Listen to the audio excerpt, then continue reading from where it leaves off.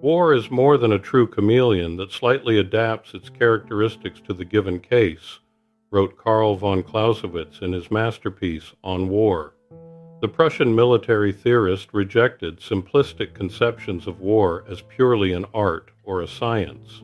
Instead, he saw warfare as belonging fundamentally to the social realm, a violent manifestation of political tensions and conflicts within and between human societies. Guten Tag, Matt. Are you prepared for today's discussion on Clausewitz and the social nature of war? Sicherlich, John. Wenn Sie möchten, kann ich über dieses Thema sogar auf Deutsch sprechen. Showing off that you can speak German and I can't. Okay, why don't we stick with English?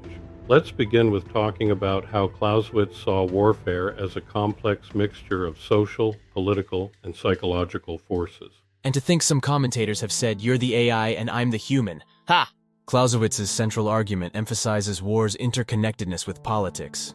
He famously stated, "War is merely the continuation of politics by other means."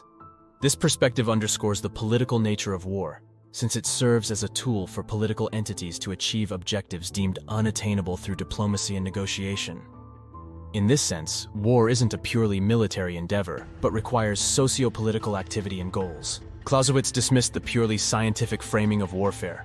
Science demands predictable laws and testable hypotheses. War, however, thrives on chaos and uncertainty. According to Clausewitz, friction, the myriad of unpredictable factors that can derail even the best-laid plans, and the fog of war underscore the absence of scientific order. Then there's the ever-present and unpredictable human element. These factors make war an inexact endeavor, unlike the controlled experiments science relies upon. But Matt, what about the use of science, mathematics, and engineering in war? Clausewitz did acknowledge a role for these disciplines at the tactical level. He saw how the execution of a war could benefit from scientific principles and calculations.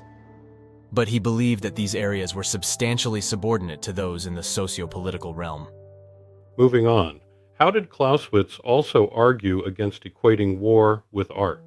While he acknowledged that skillful tactics and creative command decisions are elements of warfare, their success hinges on an ever-shifting enemy and other factors. He saw war as not a singular act of artistic creation against a passive canvas, but a dynamic clash of human wills. It is a violent and complex conversation, a confrontation of wills between socially organized actors, where each side constantly reacts and alters the landscape for the other. War, in his view, involves the will of another intelligent entity, the enemy, and the psychological factors of soldiers and leaders inside and outside of the conflict. This human element makes war more than just applying artistic principles. So it would seem that Clausewitz believed that socio-political aspects were more definitive of war than the precision of science or the creative manipulation of art. That's right, John. For Clausewitz, war is primarily an extension of politics and hence inextricably social in nature. He saw it as stemming from tensions between social groups, primarily states driven by passions, political rivalries, and underlying human nature. He felt that to isolate war into the realm of purely of art or science, devoid of social context, would be a misunderstanding of its fundamental character. Warfare involves constant adaptation and reaction to an intelligent enemy who seeks to frustrate your objectives. Therefore, Clausewitz conceived of war as a complex social phenomenon, heavily influenced by political goals, human psychology, and the ever-present uncertainty of conflict. Interesting.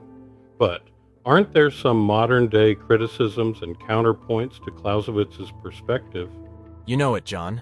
Some scholars argue that his focus on national conflicts in 18th and 19th century Europe may be less applicable in modern times. They assert that contemporary conflicts, including civil wars, insurgencies, or terrorism, are driven by ideology rather than state interest. They think that this challenges his state-centered paradigm. Moreover, modern conflicts often blur the lines between the military and civilian spheres. Information warfare, coordination with sympathetic political factions in other nations, and attacks on civilian infrastructure challenge the Clausewitzian notion of war as a distinct continuation of politics. These tactics suggest war can extend much further into the social realm than merely the battlefield clash envisioned by Clausewitz, as we have seen in recent days. Basically, it sounds like they're saying that Clausewitz's ideas are anchored to the politics and warfare he saw, but we're seeing an expansion of his ideas, not a contradiction. That's a good point, John. Similar to this, some critics think that while Clausewitz acknowledged the importance of tactical and logistical knowledge, some of his modern supporters downplay technical developments in warfare too much. Weapon innovations and modern communication systems profoundly shape how wars are fought today, significantly changing the socio-political implications. Perhaps our current military-industrial situation contributes to some aspects of this area by creating competing financial interests and incentives. John, as they say, money changes everything. In some ways, that fits into the next criticism. Some argue that while Clausewitz emphasized the rationality of war as a tool for achieving political ends, war often unleashes irrational forces. Pursuit of personal financial gain through conflict, extreme violence and hatred between groups of people, and societal trauma can lead to rash actions that exceed purely calculated political maneuvers. Acknowledging this emotional, even primal side of war reveals that it is not always simply a coldly rational extension of politics. But whoever said that politics was coldly rational? Machiavelli, Hobbes, John Stuart Mill. Should I go on? Oh, you were being rhetorical. I guess you learned something from our previous videos. Of course I have. Let's look at one more counterpoint. Some offer the role of individual agency. While they agree that war has undoubtedly social aspects, it also gives rise to unique acts of heroism, brutality, or strategic brilliance that extend beyond purely systemic social pressures. For example, individual courage and compassion can transcend mere systemic social forces, or acts that reveal the darkest impulses of individual cruelty that are unleashed within the chaos of war defy and even interfere with the purely rational frameworks of the pursuit of political aims. They think that Clausewitz was perhaps too focused on the political mechanizations in a war and downplayed some human factors. In that case, I suppose we should examine Clausewitz's views based on what he saw in his time, while understanding that the nature of global politics has changed significantly since then. However, Clausewitz's insistence that war fundamentally resides within the social sphere remains accurate, even if the social landscape has changed drastically over the centuries. When it comes to war, Clausewitz reminds us that we still need to consider the political motivations, human passions, and societal impacts that drive armed conflict. What do you think? Do Clausewitz's thoughts on the socio-political nature of war still apply, or are they just outdated Eurocentric ideas that no longer fit today's realities? Let us know in the comments. Also, it would be a heroic act to watch this suggested video and to subscribe to our channel.